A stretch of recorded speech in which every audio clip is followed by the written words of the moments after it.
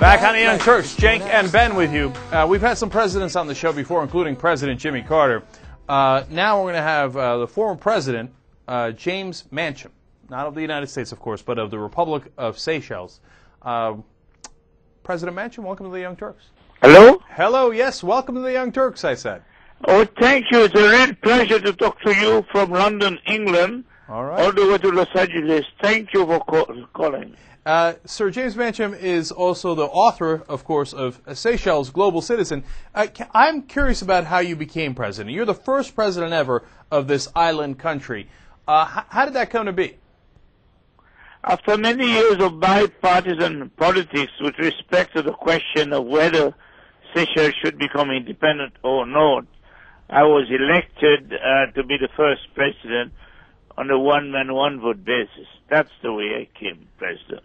Right, but who ruled Seychelles earlier, and then after they left, how did they pick you out of all the people on the island to become the first president? Well, Seychelles was not a populated nation when it was first sighted by the Portuguese. The French were the first to settle on it. Then there was conflict with the French and the British over supremacy of the maritime route in the Indian Ocean. And the British, if you want, took over the islands, and this was recognized by a Treaty of Paris about 300 years ago.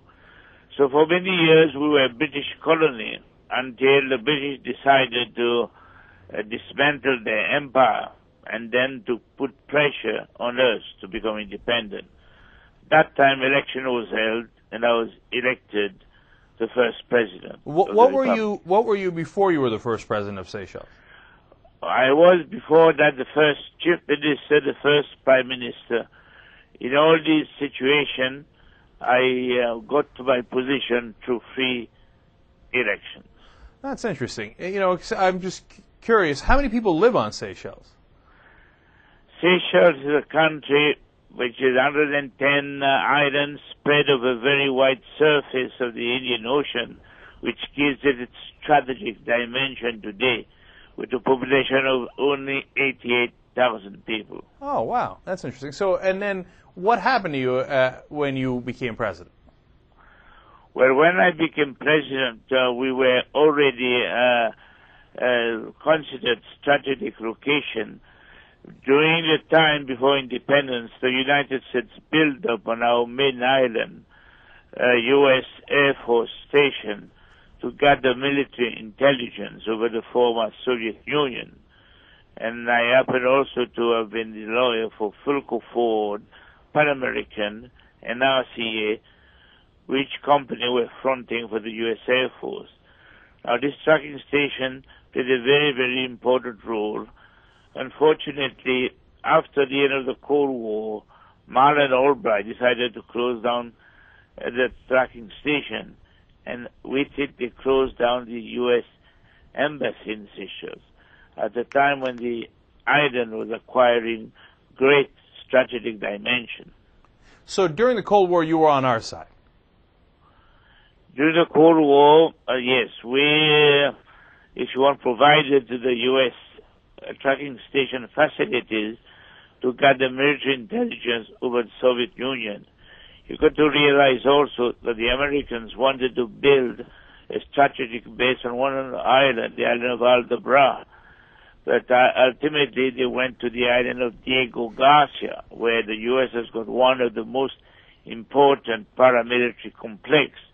It is from Diego Garcia that U.S. forces fly in terms of the war against Iraq, also did the war against Afghanistan. But the United States people doesn't know too much about it because the U.S. No, I don't, and that's why I'm trying to find out more about it. So the people that live on Seychelles, what race are they?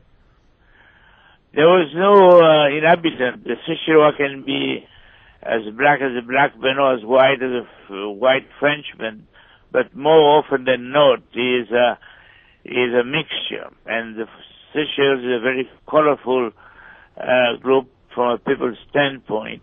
And is there a lot of people from Seychelles that go all over the world? Like where's the biggest diaspora for Seychellesian?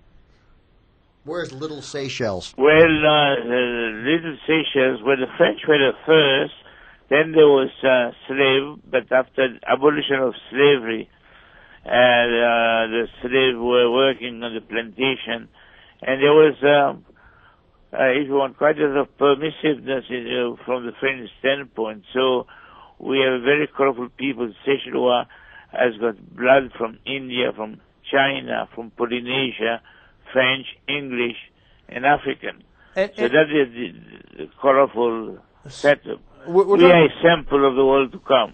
We're talking to Sir James Mancham. He's the author of Seychelles, Global Citizen. You can find out more, of course, about the country if you get that book, and we can put it up on theyoungturks.com in our library. He was the first president of the Republic of Seychelles. So since you're an ex-president now, is there like a community of ex-presidents in the world? Can you just like call up Nelson Mandela and be like, let's hang? Of course, there are a lot of former ex-presidents, and however, the point of the matter is that we must carry on to take interest. The point that we had, if you want, taken from office by Marxist coup, doesn't mean that we should remain silent, and that is why it's very important for us to. So in the beginning, you were taken down by a Marxist coup. This is correct. I was out attending the Jubilee of Her Majesty the Queen in England, which coincided with the Commonwealth Summit Conference, when there was a bloody coup d'etat in my country, and then I could not return. I had to live in exile in London for 15 years. So that was the Marxists who took you down. Any of them related to Obama or no? I don't quite understand. Can you spell this question a bit more? No, that's okay. I'm just making fun of the Republicans in this country. It's got nothing to do with you. It's my bad. All right. Unfortunately, we're out of time, but I want to tell everybody about your book again. It is Seychelles, Global Citizen, from the first president ever of this country, and it's an interesting book, and we really thank you for joining us, Sir Mancham. Thank you so much. Thank you, and I hope everybody will read Seychelles, Global Citizen, published by ParagonHouse.com. Thank you. Thank you so much. We really appreciate it. Young Turks.